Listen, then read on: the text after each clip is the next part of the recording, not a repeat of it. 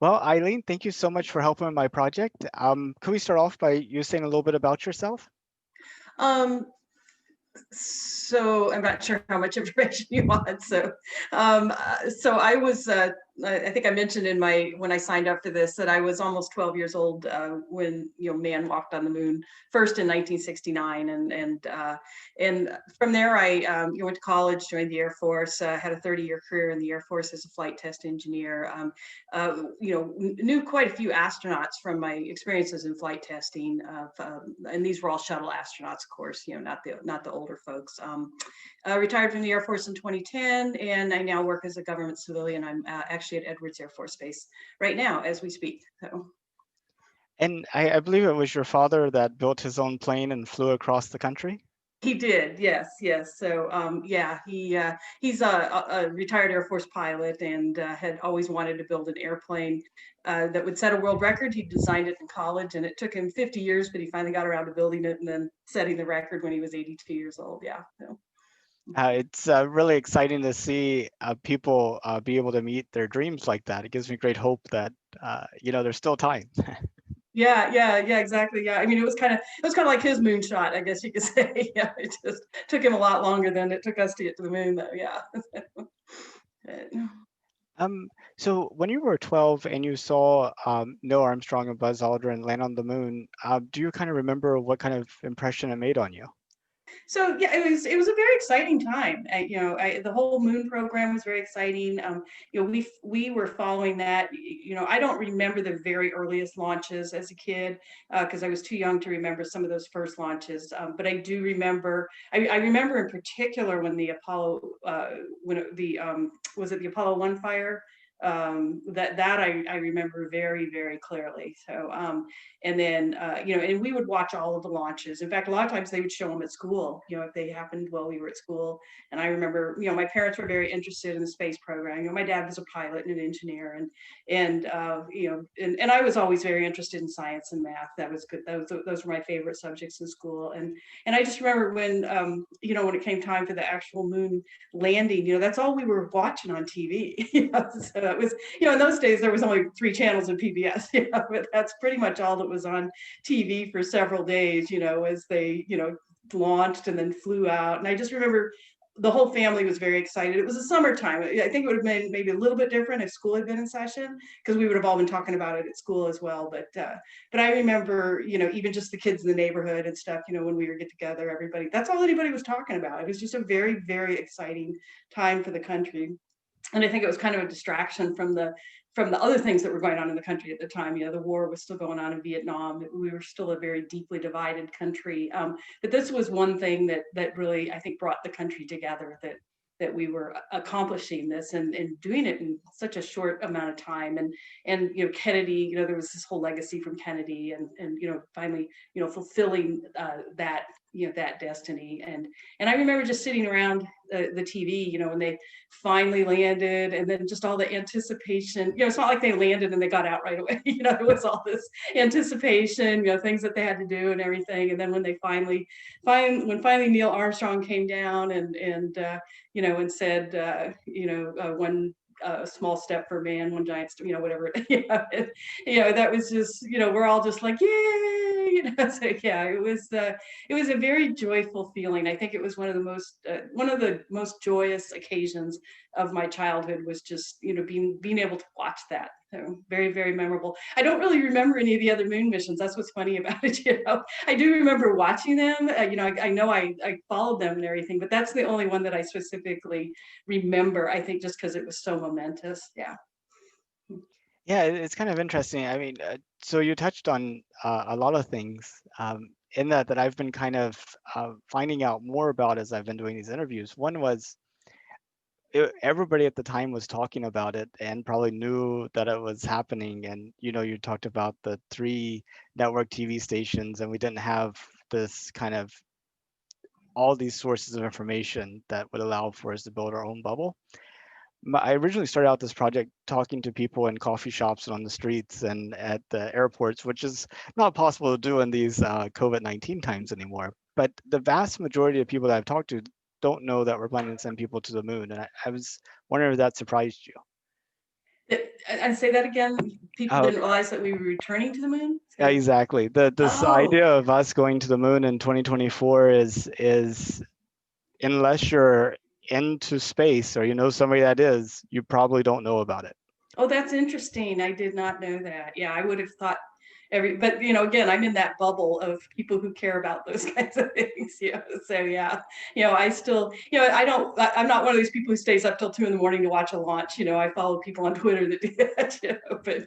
But I still am I still follow the space program, and yeah, that is surprising though. I would have thought that most people would realize that we're going back to the moon, and that eventually there's this desire to go to Mars. I wonder if people are aware of that too. Yeah, and I mean, a lot of it. I mean, biggest question I get is, why are we going back to the moon? I mean, like you pointed out, landing that first time was really exciting and memorable, but the second and third and fourth time, not so much. Um, but I was wondering what you thought about our return to the moon. Does that does that excite you that we're going back? It does. I think I'm not really feeling the excitement the way I did before, but I think that some of that's because it's still a few years out. I think as it gets closer, I'll certainly start to feel that excitement again.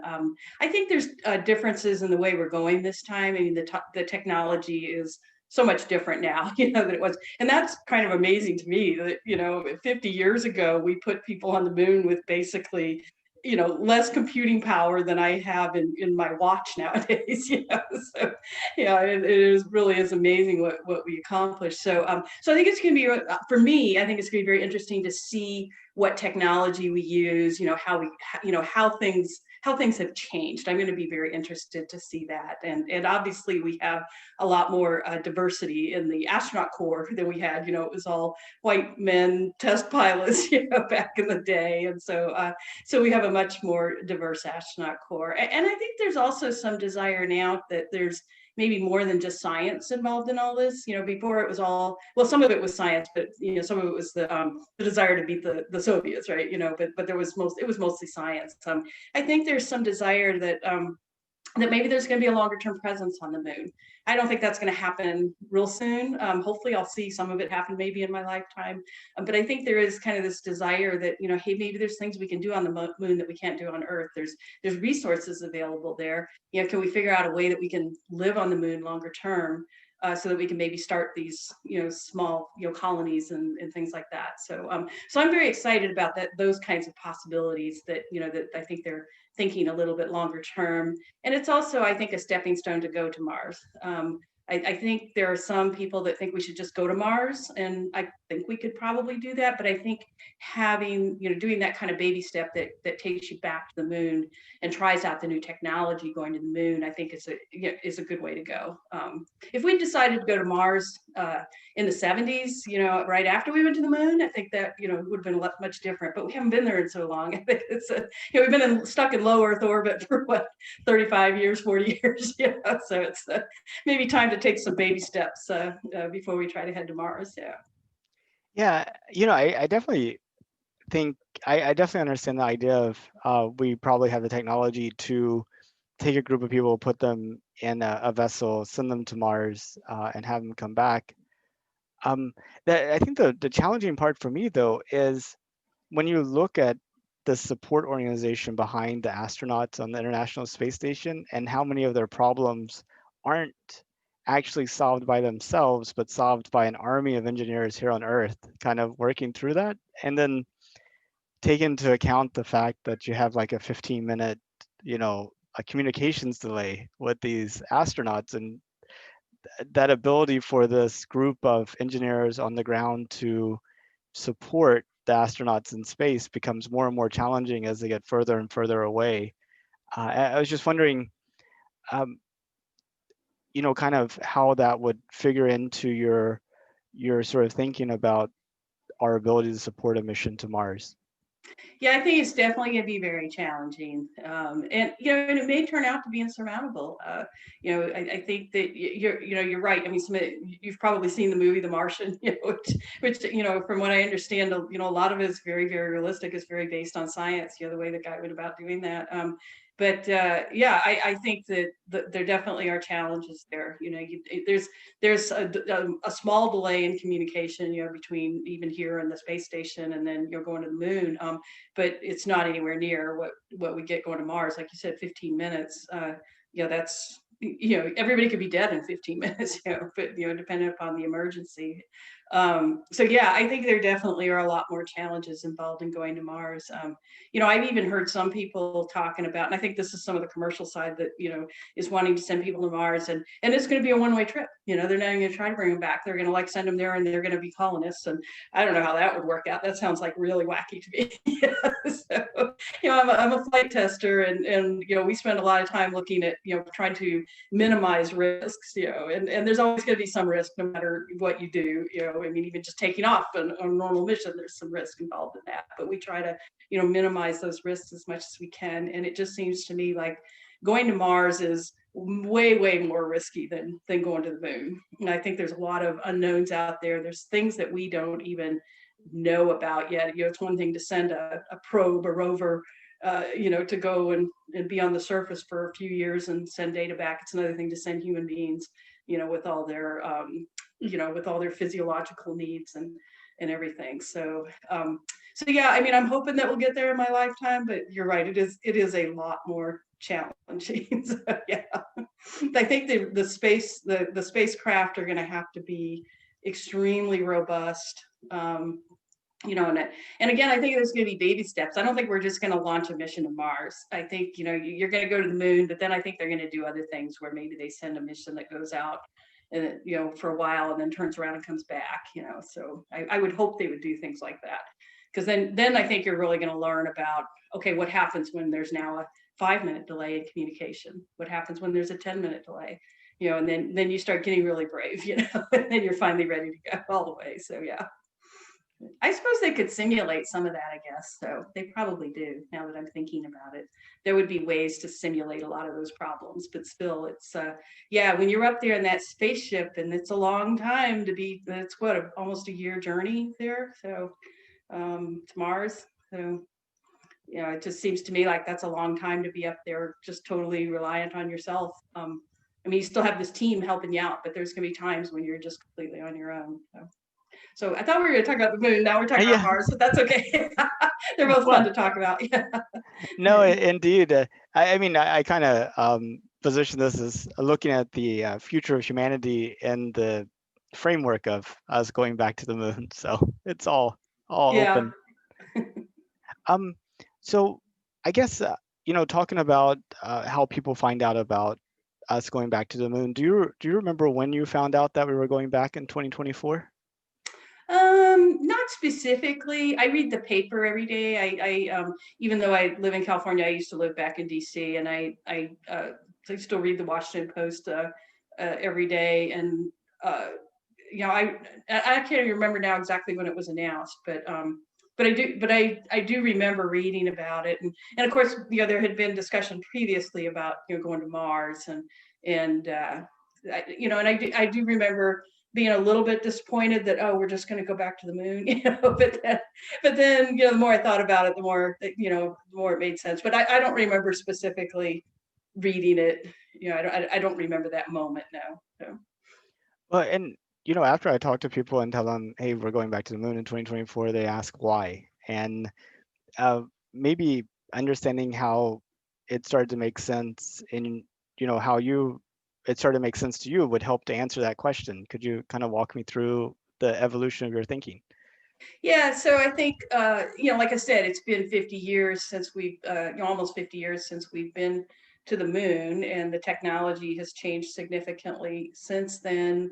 The astronaut corps is significantly different than it was in those days. I think the reasons for going to the moon are somewhat different, because it's not just a, hey, let's get there and do some science and come back. I think there's kind of this longer term goal now. So of possibly then going on to Mars and everything. So I think that even if we don't go on to Mars, I think this idea that maybe there's going to be some longer term colonies or something on the moon, and this is those baby steps towards doing this. This is sort of the if you will, the Christopher Columbus, crossing the ocean in 1492, start that European movement. So maybe 1492 was the what we did 50 years ago, and then this is kind of the follow on that goes along with that. So I think it is quite different because I would say back in the late 60s and early 70s, there was no intent of, okay, we're going to go to the moon and we're going to start, mining and having colonies and all this kind of stuff. There were some people, I think, in the 70s. I remember actually going to see Timothy Leary, excuse me.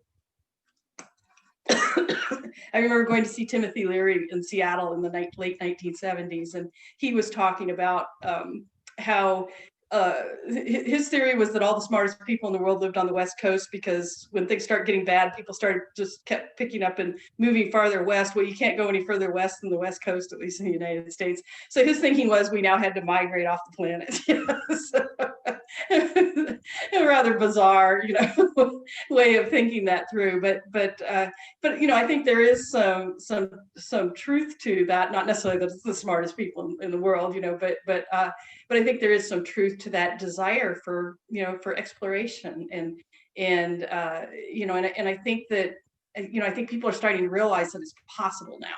I think back in the late 60s and early 70s, it was still that sort of thinking was still very Buck Rogers, like Buck Rogers, and whereas now, some of the things that we're doing in the technology that we have, I think people are starting to realize that, well, maybe we really can do that, at least in some limited sense. And when you think about it, I mean, we didn't go from, having a few Europeans in the United States to where we are today overnight. I mean, that happened over centuries, really. So, and the technology and all that development happened over centuries. So I see this as kind of those first steps, and it may take 500 years before we have full up colonies on the moon, where we have significant presence there. But I think this is a way to make that start to happen. So maybe Christopher Columbus is a bad person to use as an example because he's not really very popular these days. So,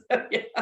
But just that whole idea of exploration and continuing to move forward and develop technology, that to me, this is just sort of that natural continuation, of that whole process. So, does that make sense? I was kind of rambling there, but yeah. Absolutely. In fact, Christopher Columbus was the example I was using in terms of us returning to the moon this time. It feels like a Christopher Columbus moment, but my cousin introduced me to some of the sensitivities that I should be aware of around using. Yeah, that's what I was saying. I think it's not so much Christopher Columbus as it is just sort of exploration in general. I think, maybe Magellan is a better example. He was the one that sailed around the world the first time. So he wasn't so much a colonist as he was, I think, trying to establish new trade routes and stuff. So maybe him and his crew is a better example. Of course, he died before he finished, so maybe he doesn't. But then that just shows there are risks involved in doing this. I think that, just like we had losses in the previous space programs, I think unfortunately, there's probably going to be some losses in this one too. So hopefully not, but it is part of the equation. Yeah. Yeah, and it's kind of interesting, there are losses in the colonization of the Americas as well, but they didn't have their own Twitter accounts and Facebook pages and YouTube things, and people largely, a lot of them passed without any acknowledgement. Many of them passed with only anonymous acknowledgement, and so the impact it had on other people following them wasn't so great. But with these people going to space, I could see how they're actually all going to have kind of like a fan base, and any type of thing that happens to them will have a big impact. Yeah, I think pretty much all the astronauts are on Twitter. They all have Twitter accounts.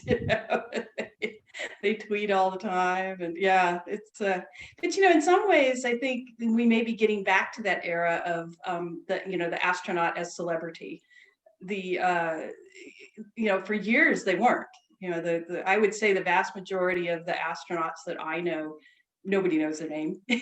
So they're, whereas, the early astronauts, everybody knew them, they were celebrities, they had ticker tape parades. And I think now, there's probably quite a few people who know, like Eileen Collins, for example, because she did the return, after Columbia. She was the first woman shuttle commander, that sort of thing. But I think a lot of people, we went through about a 40-year period there where I don't think hardly anybody knew who any of the astronauts were, except every once in a while. But I'm starting to see that again, though, I think, and some of that may be because you have the social media and everything that we used to have. So they have other ways to, they're not just the 1 minute soundbite on national television. They've got a constant presence on Twitter and other social media. But and I don't know, maybe I'm wrong, but I know, like when the two astronauts went up on the SpaceX, the Doug and Bob? Doug and Bob, yeah. Yeah, and they were all over the news. I mean, they were in the mainstream news. The Washington Post was running stories about them like every single day, and they were on CNN, and there was just all sorts of. I don't follow either one of them on Twitter, but I have, I follow people who do, and they were retweeting all of their stuff and everything. And so I think we are getting back a little bit to that. Maybe we're maybe not quite there where we were with them going to the moon and everything originally, but I'm hoping that as we get closer to actually going to the moon again, that we're going to have more of that kind of celebrity status. So not that these people should be celebrities, but I would, but I think the excitement that creates, I think, and it's putting the people in the equation, I think, that really creates that excitement. I mean, we could send all kinds of rovers to Mars again. And I think if we wanted to do mining and things like that, I mean, not to Mars, to the moon, if we want to do mining on the moon, we could probably do that all in an automated way, but nobody's ever going to get excited about it unless there's people involved. And that's, to me, that's the real key of exploration, is that you have people involved. And in some parts of space, we're never going to have people involved because the distances are just too great, right? But until we can figure out how to break the speed of light. But I think that to me is what makes people interested in these things, is the people behind the science, not just the science itself. So. Yeah, I mean, I kind of liken it to the idea of going on a trip and you see like a really tall building or a really tall mountain or a really deep valley or something. You take a picture of it, and then you go and share it with somebody afterwards. It doesn't have quite the same impact as it did on you when you were standing right there. Right, exactly. So yeah, and you can talk about it and talk about that experience that you had, and you can relate that experience. But yeah, just looking at a picture in a book, it's like, ooh, oh, that's pretty, but it's not. Yeah, it's not the same thing. Yeah. And so 1492 was basically 530 years ago. In 530 years from now, what do you think humanity looks like in terms of, do we really have bases on the moon and on Mars and the moons of Jupiter and Saturn, and we're doing space mining, or are we still still here on the Earth and just making these little side trips? It's hard to say. I think certainly we will probably be on the moon. I think that whether or not we're on Mars, a lot of that is going to come down to the economics. I think the moon is probably economically feasible to do something on the moon. I think Mars, we may find that it's just not economically feasible because of the distances involved. So that would be kind of my thinking. So, or maybe there are things that we do on Mars, but they're all done without humans. So hard to say, because certainly Columbus and those guys back in the late 1400s could never have imagined what we have today, right? So even 50 years ago, I don't think anybody imagined, exactly the kinds of technology that we have today. So I'm probably a bad person to ask because I'm not really a science fiction writer. If you ask science fiction writers, they maybe are thinking more about that, because if you go back and you look at what a lot of the science fiction writers envisioned back in the 30s, 40s, and 50s. We have those today. The old Dick Tracy watch, right? So the Maxwell Smart, phone in the shoe, that sort of thing.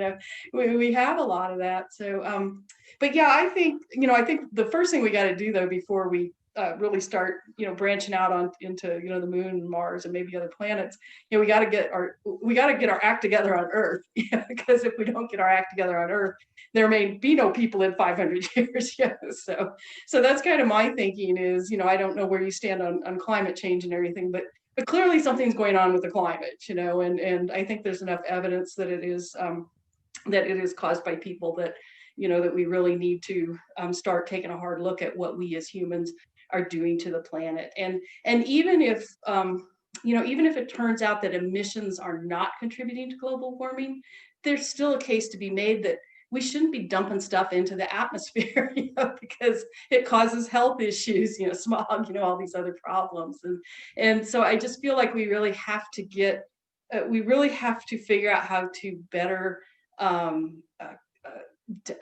coexist with the planet, the planet that we live on, before we can really start branching out wholesale into these other environments. Because otherwise, there's going to be no place to base ourselves from. And we don't want to be in a situation where we're forced to move to the moon or forced to move to Mars simply because we've destroyed this planet. So I think it's kind of, we kind of need to be doing both. We need to be making those explorations and reaching out to the stars and, and to the other planets. But we really need to get our act together here on Earth. And the thing that's nice about that, though, is that NASA, that's part of their mission as well, is Earth science, atmospheric science. A lot of people forget that one of the A's in NASA is aeronautics. So it's airplanes, it's it's atmospheric sciences, all that kind of stuff. So I think all these things really they connect up with each other. And so I'll stop rambling there. Sorry, I got a little bit off on a tangent there, but yeah. It's good. But I often hear people say that we should go to Mars because we might mess up the Earth and not be able to live here. The challenging part for me for that is you could not live on Mars out in the open, right? It would take, right. You would have to be inside of some type of facility, and you would have to be suited up anytime you went outside. And even, especially couldn't live like on the moon out in the open, but you would have to live in some type of facility there. So in terms of having like a backup option, I don't think space provides one for us that we couldn't provide for ourselves here on Earth cheaper. I agree. Yeah. And if we do at some point go, hey, we've messed up the Earth so bad, we got to move to Mars. You're not going to take a lot of people. You're probably at best going to get a few thousand people there. So how do you decide who those few thousand people are that get to go? So it's just. I think that there's, of course, maybe by then almost everybody's dead, but you just take what's left. But it just, it boggles me that you're right. We cannot live on Mars or the moon. Unless we can figure out a way to create an atmosphere, which I don't think we can do. Maybe we can. I don't know, maybe 500 years from now, we would have the technology to do that. But that's certainly not something that I think we could figure out how to do in the short term.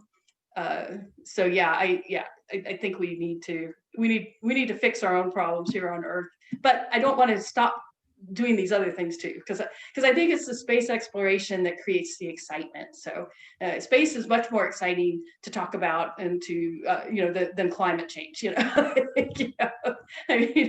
Climate change is extremely important. But at the same time, it's kind of boring to talk about when you think about it. But space I think is how you create excitement in the public, but if you can tie that to climate change and tie that to all the other things that NASA's doing, and that other people who are working on the space program are doing, I think we can we can do all of those things. We don't have to pick one or the other. So climate change is definitely a big issue to try to sort out. But one last thing about moving to Mars, though, there is one risk that moving to Mars might actually help with, and that's the risk from fellow humans. As long as you're on the Earth, nuclear war, chemical war, biological war, these the civil unrest, that type of things. There's really no way to kind of isolate yourself from that. But I kind of see, I could kind of see a group of people going, I much prefer to deal with like the natural risk, if you will, uh, in exchange for getting some buffer from these human risks, deciding to make such a journey. I was wondering what you thought about that. Yeah, I think to some extent, maybe moving to, Mars or the moon, it kind of in some ways might give humanity a chance to kind of start over a little bit, if you will, because you're not going to have, you're going to have your government back on Earth here. Let's say you're an American, you're still going to be subject to U.S. laws, but at the same time, I think there's going to, you're going to naturally, as you get these colonies on the moon, I think you're going to start having, you're going to have like little governments, if you will, I think eventually on the moon, if you get enough of these. And so, hopefully you have a chance to kind of start over and say, we're not going to go to war with each other on the moon. We're not, but on the other hand, human beings being the way they are, eventually if you get too many people on the moon or Mars, you might start going back to those same old problems that we have now. So how do you, how do you, how do you have these colonies and these people living, on these other places, and not bring that all those same problems that we have here on Earth. So yeah, so you can escape it, but at the same time, you might start finding that you're having similar problems. Maybe not nuclear, maybe not the threat of nuclear war, but maybe other problems start to show up, if as you're there long enough and you get enough people. So. Yeah, I mean, I think you provide a really good point. And it might actually kind of reflect back on the issues we have with climate change and on the things going on with Earth, and that is these groups that might be like, hey, we're really at risk from the people around us, and we kind of want to isolate ourselves. And in some capacity, the world around them and those risks might help to define the group and keep it together. And then once they go kind of to Mars, that outside pressure has been eliminated, and now there's nothing to keep them from kind of going their separate ways and disintegrating, if you will. Um, but I mean, I guess you have the natural risk kind of keeping that together. Yeah, no, that's true. Yeah. When there's a shared threat, people tend to come together. I mean, we saw that in this country after 9/11, right? After 9/11, the country really came together, however briefly, but there was so I think you're right. When there's that shared threat and you're all trying to stave off that threat, then it's kind of that idea when you have something that's existential, everybody tends to come together. But then if that threat goes away, then you start getting back to your your normal squabbling and everything that human beings tend to do. So Yeah, it's like an idle mind is the devil's workshop type thing. yeah, exactly, right. Yeah. Um, but I mean, like climate change, it seems to me the only solution there is turning carbon in the atmosphere into a valuable resource that gets recaptured. It's like every other mechanism for dealing with it um, seems to kind of break down in my mind. I was wondering what you saw as the possible way out of climate change. Yeah, no, I think you're right. I think finding ways. So finding alternate fuels, I think is part of it. Trying to get to zero emissions, but I don't think we'll ever get to zero emissions. I think that is maybe someday. Maybe in 500 years. We may. For one thing, if we eventually run out of fossil fuels, that'll help that. But yeah, it seems to me like every technology that we look at, it's just like cars. The battery operated cars, electric cars. I love electric cars. I don't own one yet, but I love the idea. But at the same time, I worry about these batteries. What happens to them when you don't need them anymore? They're going to become some kind of an environmental issue, right? So how do you get rid of those batteries in an environmentally friendly way? I mean, even the computers that we have, I think, oh, I'm not reading the paper copy of the newspaper anymore, but I'm also using electricity when I'm reading it now, and that's burning fossil fuels.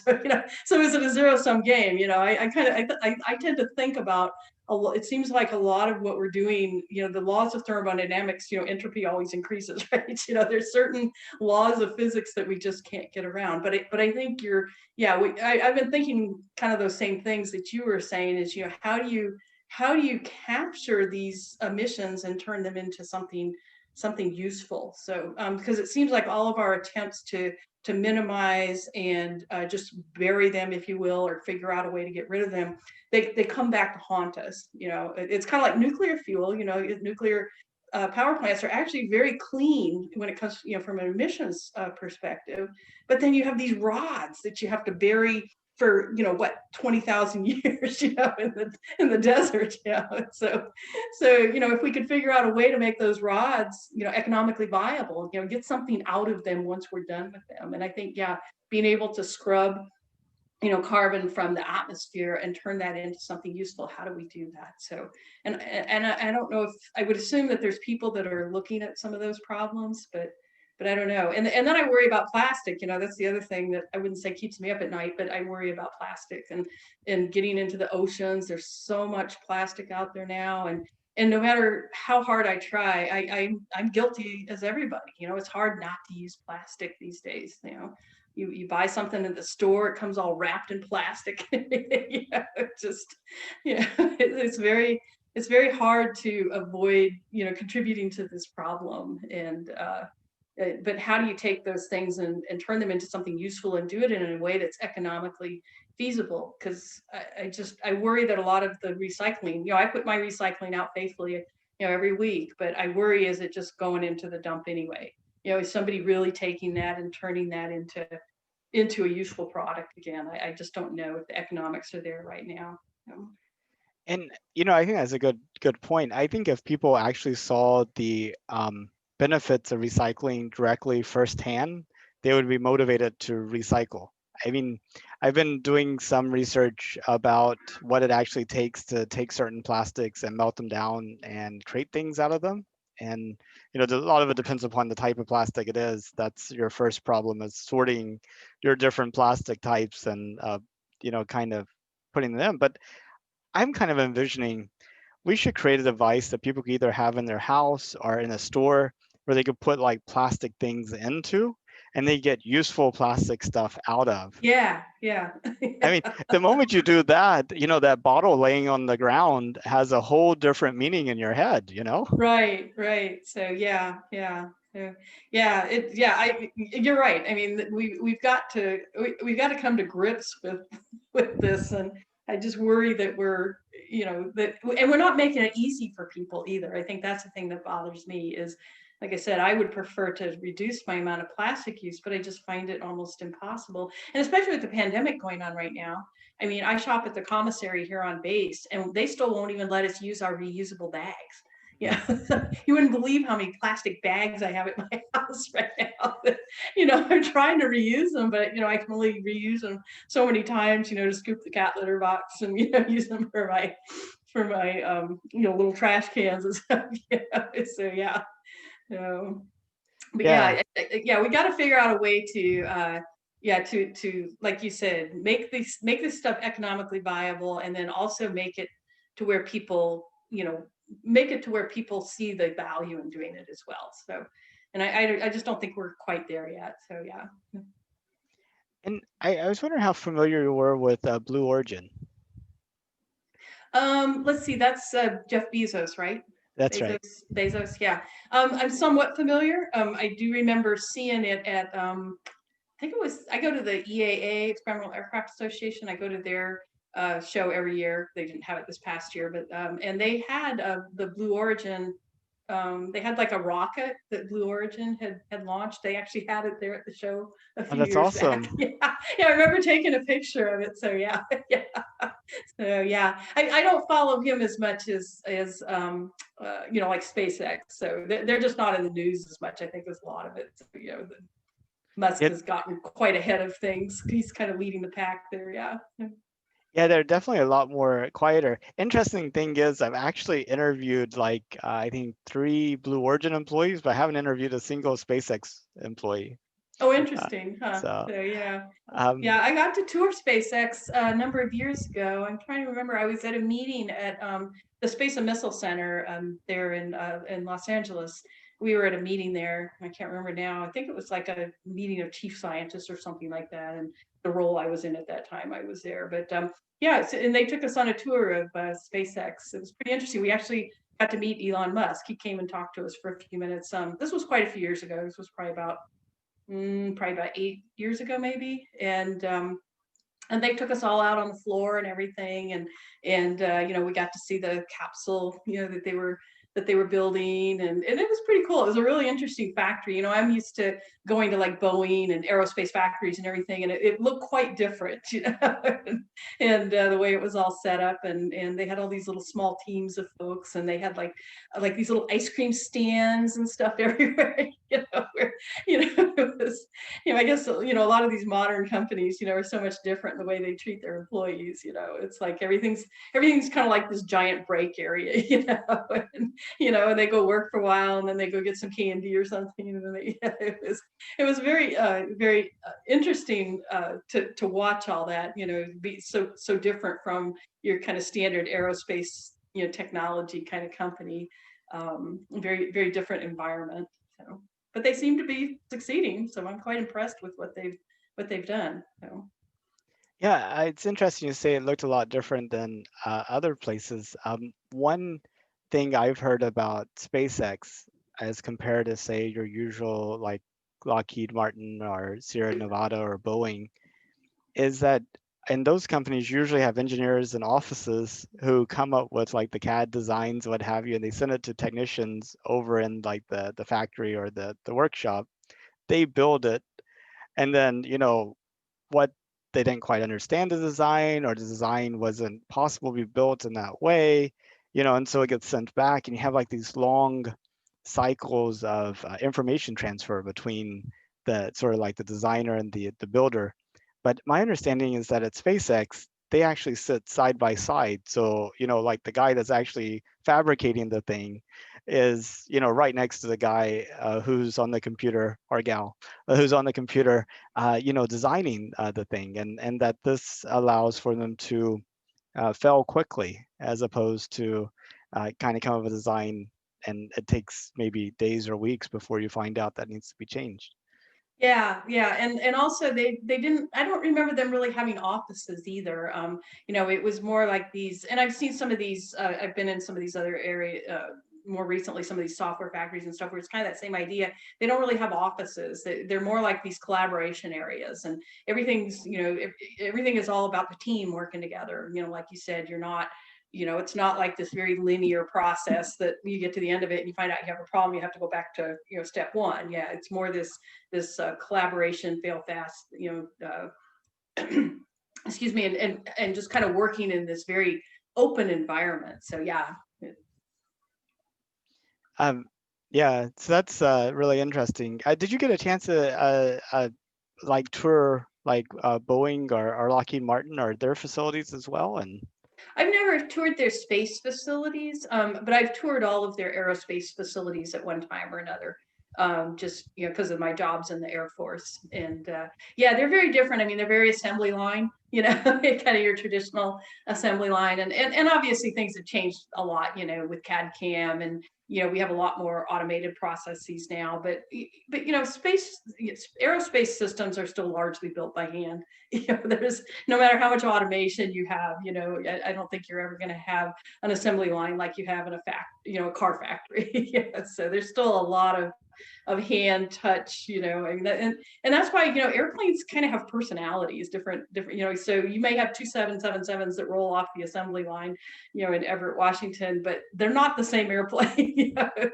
Because there's so much touch labor, that they tend to have, they tend to fly just a little different. There's a little, one airplane has some little weird quirk or something that the other one doesn't. So I think that but those traditional factories are still very, like I said, they're still very much like an assembly line. Whereas I didn't really see that so much. I didn't get the sense that there was like a traditional assembly line when I was at SpaceX.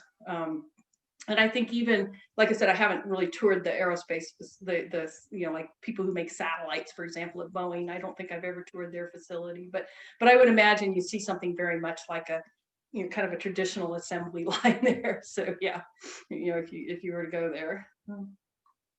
Yeah, that's true. Of course, the satellites themselves, they all seem to be, they used to, be these huge $100 million things that were probably custom built, like you're saying, but now you're having like little small satellites that are being built in, thousands at a time. Uh, so I imagine there's been a big shift there too.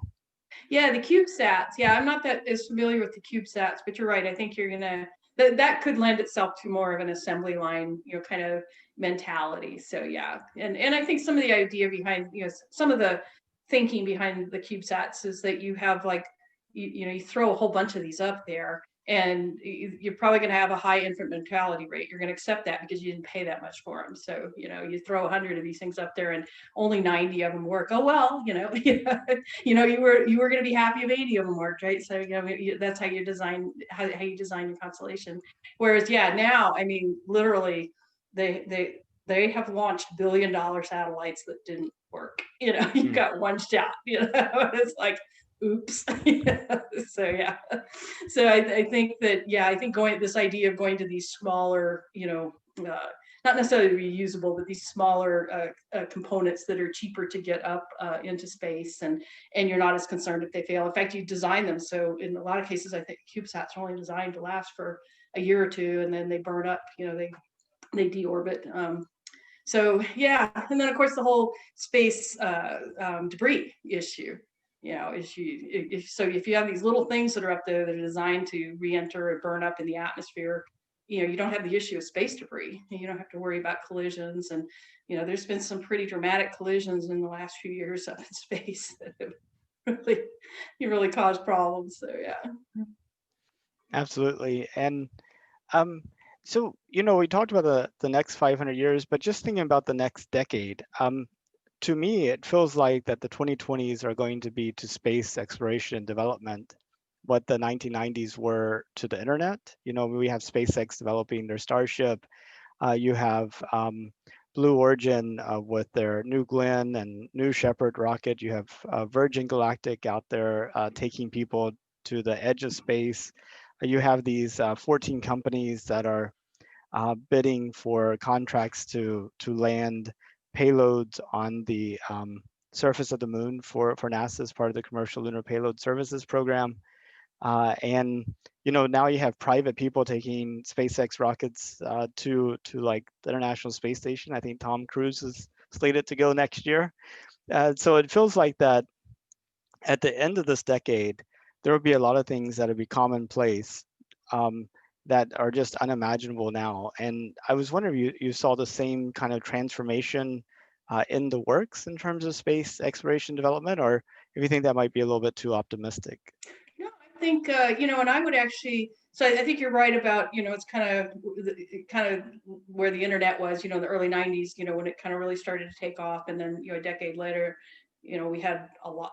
Pretty much everything was starting to get connected. But I think there's also a parallel to the late 1920s and in the 1930s in aviation. Because it actually wasn't until Lindbergh crossed the ocean, and when Lindbergh made his flight from New York to Paris, that ignited aviation. That was a key event. Prior to that, everybody viewed aviation as just sort of this curiosity, and you had barnstormers, and there was some aircraft in World War I, but they didn't really do that much. And but when Lindbergh flew across the ocean, I think that really made people excited about made people excited about aviation. And you had a similar thing happening where all of a sudden you had, if you go back and look at some of the aviation magazines from the late 20s and early 30s. I mean, it was the same kind of thing where you had just these dozens of companies out there, trying to build airplanes for the common man, if you will. So it was no longer the Charles Lindberghs that were going to do this. It was something that was becoming accessible to your average person, and you had lots of people building airplanes in their barns, and then you had all these companies out there. You had air races. All these kinds of things were happening that really excited the population in general, and aviation became mainstream in the 1930s, and then that helped posture us for World War II, and being able to build the airplanes that we needed for World War II, to be able to get through that. So I certainly hope we don't have World War III at the end of this. That would not be a good outcome, but I think it's the same kind of thing where people are, and I don't think there was necessarily a triggering event that's happened now. It was more, I think, but the end of the shuttle program, I think, opened up the possibility. So that was kind of a triggering event, maybe not getting the public so excited, but getting people who care about space excited about these possibilities, and opening up to these other companies, and making it more accessible to the average person. I mean, Tom Cruise is not an average person. Obviously, he has a lot more money than most of us do. But this idea that you're starting to get to the point where more people can afford to do this. I especially look at Virgin Galactic. They're charging, I think, $200,000, to take a ride. Well, that's out of my pay. That's out of my pay grade right now. But if they could get the price down to, if they got it down to $25,000, I'd be in line tomorrow. So 50,000, I'd still have to think about that a lot. But I think it is starting to come down to the point where there are people that are going to be able to afford that. And if they can get it down to the point where it's, $5,000 or $10,000, there's a lot of people that can afford that. So, I mean, there's a lot of people that spend $5,000 on a cruise, right? So I think there is a population out there that is excited about this, and once the prices start to come down, just like aviation became accessible back in the 1930s, I think you're going to really see. I think you could really see an explosion of space tourism, and and people maybe getting to the moon even by the end of the decade. I think there's some real possibilities there. So Yeah, it's kind of interesting. The Virgin Galactic, you get to go above the Earth's atmosphere, and you land back at the same place you took off. Um, but SpaceX is talking about with their Starship, being able to go from Los Angeles to like the UK in 30 minutes. yeah. And at the peak of that, you get a few minutes of weightlessness while Right, you're. right. You're going to get to see some really cool stuff. So yeah, and I think like I said, it is getting to the point where I think you're going to have more people that can afford it. So it's just like in the 30s. I mean, most people still couldn't afford to fly on an airplane, but you were getting enough people that it was starting to be, and it really ignited the public's imagination too. Even if they couldn't fly on an airplane themselves, flying on an airplane was like almost romantic. You see the pictures, the old pictures and the old ads and everything, and you could just see that people would the people would get excited about this. And I think maybe we'll get to that same place with space, where people will go, gosh, I wish I could do that. I'm going to start saving my pennies, so I can so I can go on one of those flights from LA to Paris, or Mojave, or I guess you're going to fly out of New Mexico, Virgin Galactic. But yeah, I can see people doing something like that. So yeah.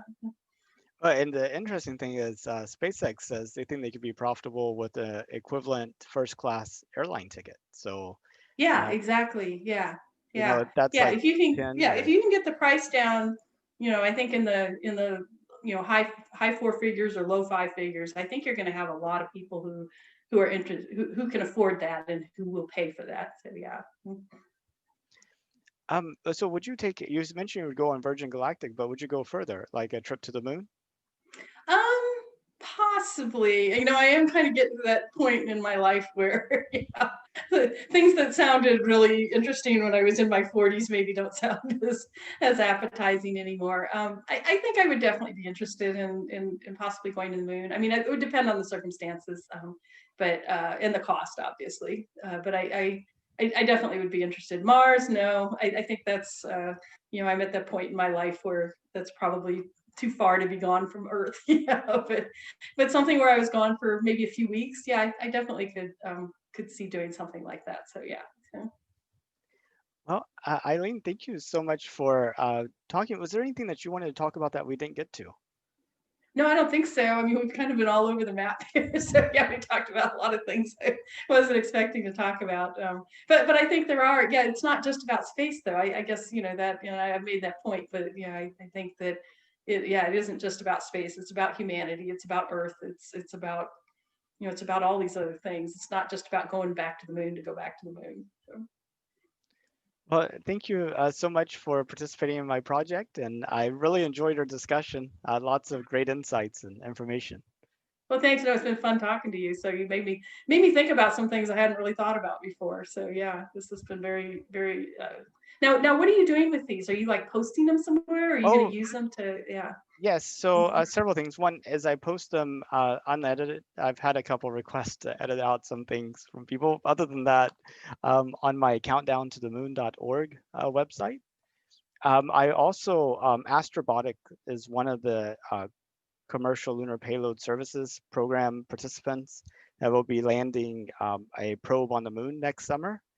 So they're doing a special promotion with DHL, the package delivery service. And I bought a little moon box, which will let me send like a micro SD card sized object to the moon. So I got a micro SD card. I was going to put this interview on it and send it to the moon. So, Oh, how uh, cool. Okay. so at some point, somebody on the moon will discover this interview. And then I do have a person that's kind of going through them a week at a time and creating like little highlights and snippets.